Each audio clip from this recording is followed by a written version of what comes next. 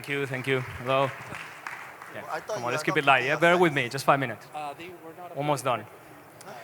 Yeah, so yeah, welcome everyone. I'm going to be talking about censorship resistance at SEI. So some of the people here has been talking before about censorship for security, well, for the purposes of their product. In the case of SEI, we're doing an L1, and we want to make sure that our users can have censorship resistance on whatever they want to propose.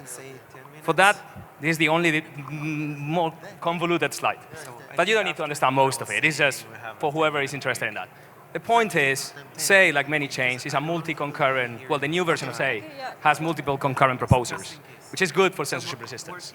And here's an example of a protocol that has multiple concurrent proposers. We have 4 proposers, and they all propose the block, these values, and then they agree on, in this case, the value 0 and value 2 to be included in the chain. And so that's how you can get censorship resistance, so because you don't depend on one proposer, right?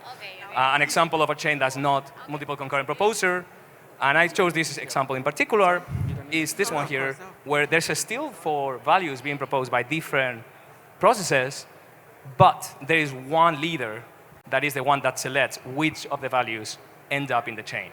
So that leader can censor you, at least for the amount of time that the leader is the leader, right? Which is, in many cases, enough. And that's what leads to what I call the meta properties dilemma. So some of you might be familiar with the blockchain trilemma.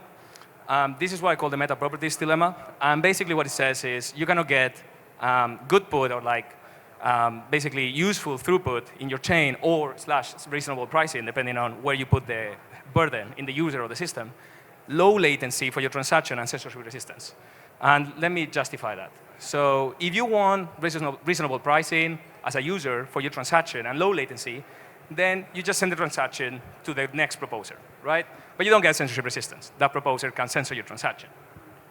If you want reasonable pricing and censorship resistance, then you keep sending the transaction to the next leader. But you don't get low latency, because the first N leaders or whatever might censor the transaction.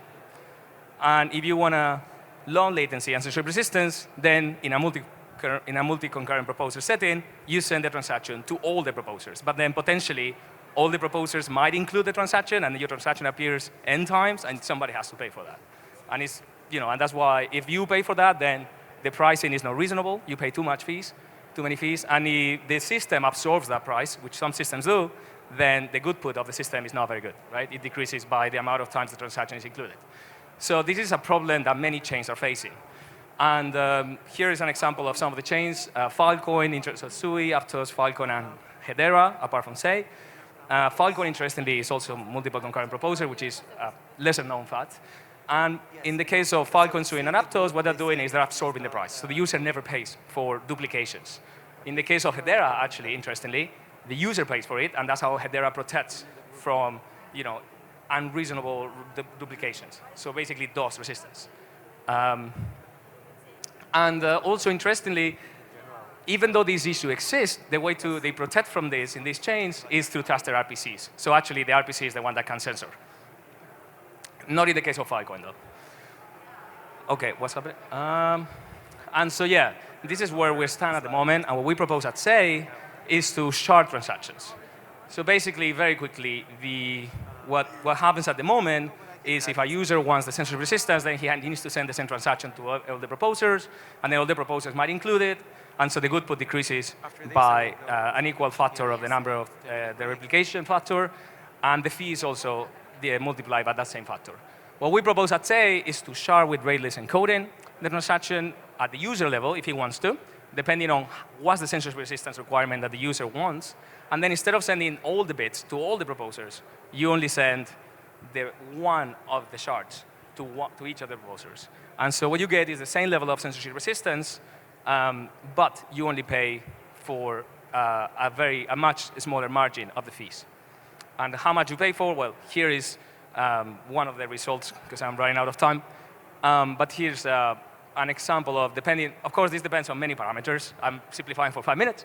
But there's, of course, some metadata that you need to include for some security purposes in each of the shards. And so you get better benefits the greater the transaction size or the batch size that you are sharding at once.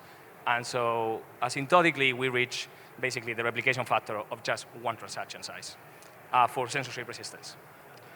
So that's all. Thank you.